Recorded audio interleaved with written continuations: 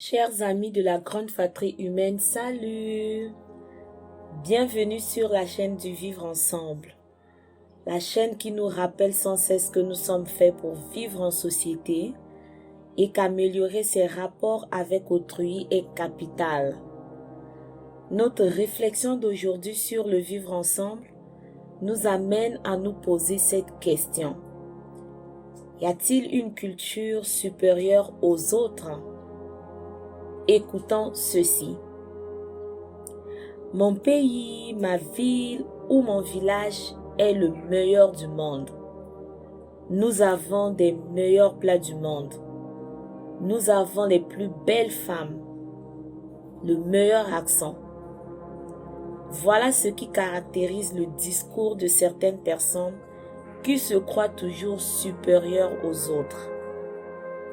Bien sûr qu'il est juste de valoriser d'abord le chez-soi, de reconnaître que l'on vient de quelque part et d'en être fier.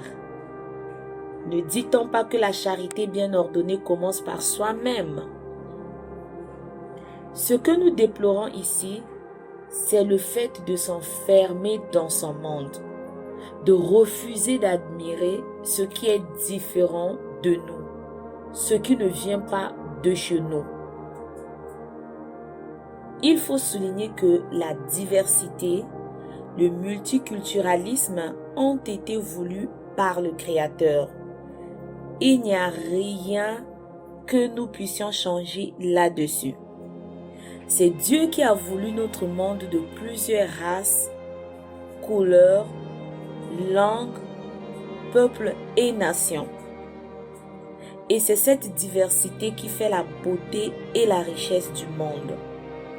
Comme on le dit, ce qui fait la beauté du tapis, ce sont ses couleurs. Et la beauté du jardin, la diversité de ses couleurs. Nous vivons dans un monde multiculturel qui est devenu un village planétaire. D'où l'importance d'accepter les différences et de respecter les autres. Inutile de se disputer et de se battre pour les futilités.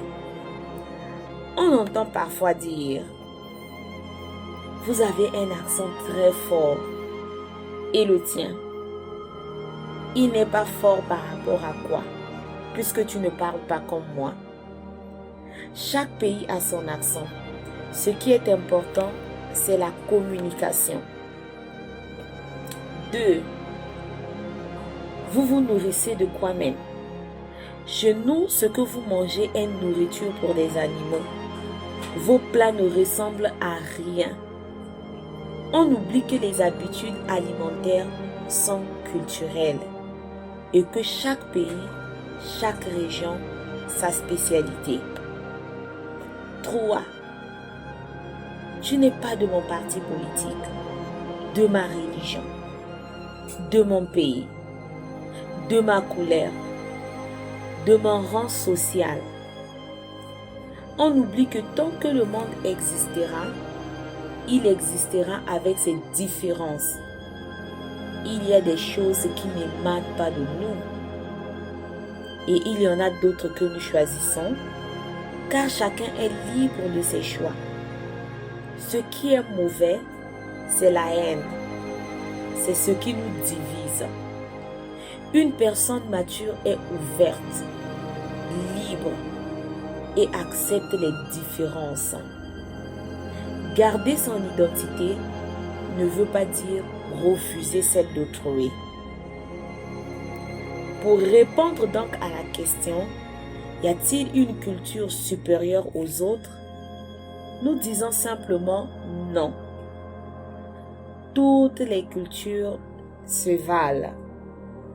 Certaines cultures peuvent avoir un avantage sur un aspect par rapport aux autres, mais cela ne veut pas dire qu'elles ont tout.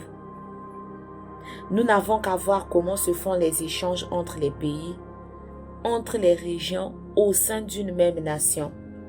Conclusion, nous sommes complémentaires. Le monde est complémentaire. En tout cas, moi je pense que nous gagnerons de beaucoup à accepter les différences Et ceci favorise quoi? Bien évidemment le vivre ensemble. Auriez-vous quelque chose à ajouter en commentaire? N'hésitez pas de nous le faire savoir.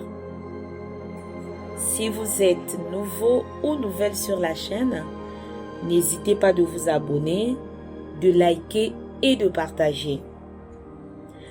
Merci pour votre temps et moi je vous dis à très bientôt pour une nouvelle réflexion.